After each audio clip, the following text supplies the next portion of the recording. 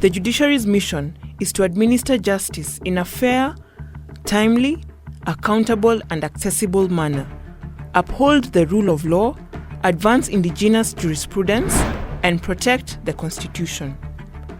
The recent series of events in the judiciary are not in any way related to this mission. If you're paid the 100 million, yes, you're being paid in your capacity as the nominee of Justice Chitembe on this matter. That is correct. And you and Justice Chitembe will then relinquish your interests. Correct. In this property. That definitely. Lamar S. Smith, a famous American politician and lobbyist, once said, "Judicial abuse occurs when judges substitute their own political views for the law."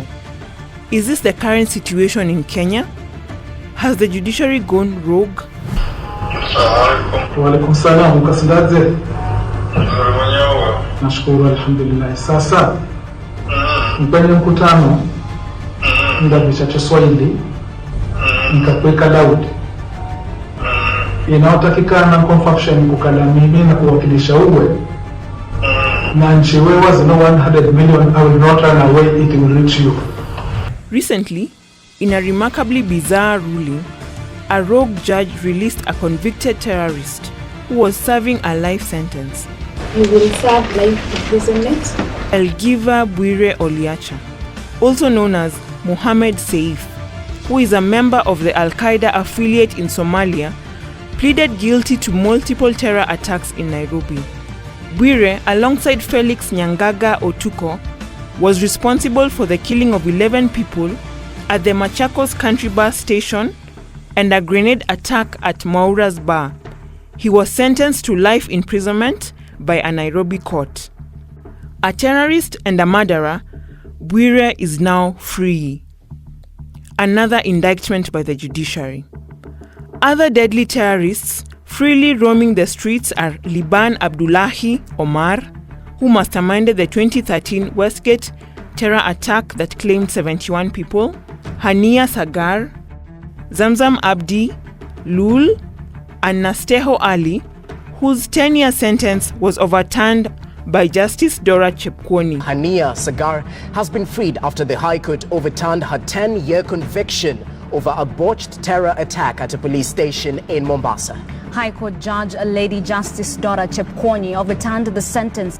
How safe are we as a country? Besides endangering lives, the courts have also resorted to slowing development projects and government initiatives aimed at improving the lives of Kenyans through malicious court orders. Pro-Mwananchi initiatives like the Building Bridges Initiative and Nairobi Metropolitan Services have faced a backlash from the judiciary.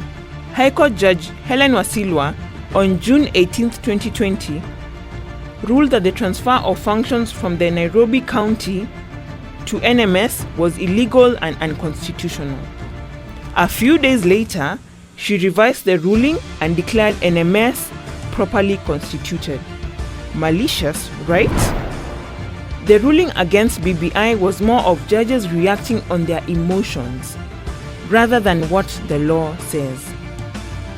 Should judges be twisting the law to settle their personal and political scores? The judiciary is no longer the custodian of justice. It has been infiltrated by corruption and judicial activism. Judges are delivering rulings based on their emotions and political affiliation instead of the law. Where will the millions of Kenyans who throng court corridors in search of justice run to? Justice has been commercialized with favorable rulings awarded to the fattest pocket. Activist judges are invalidating laws and administrative actions as unconstitutional. Is this what the independence of the judiciary entails?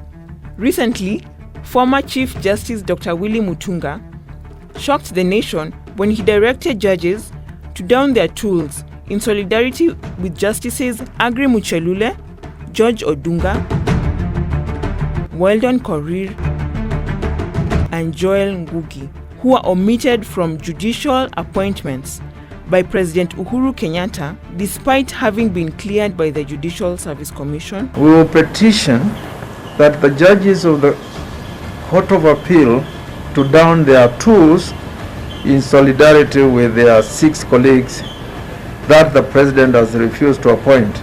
Judges and downing tools can never be in one sentence.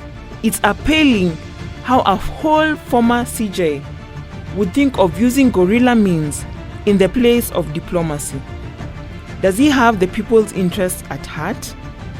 The recent happenings in our courts leave us with one conclusion. The president could have been right all along. The judiciary is no longer serving the interests of Mwananchi.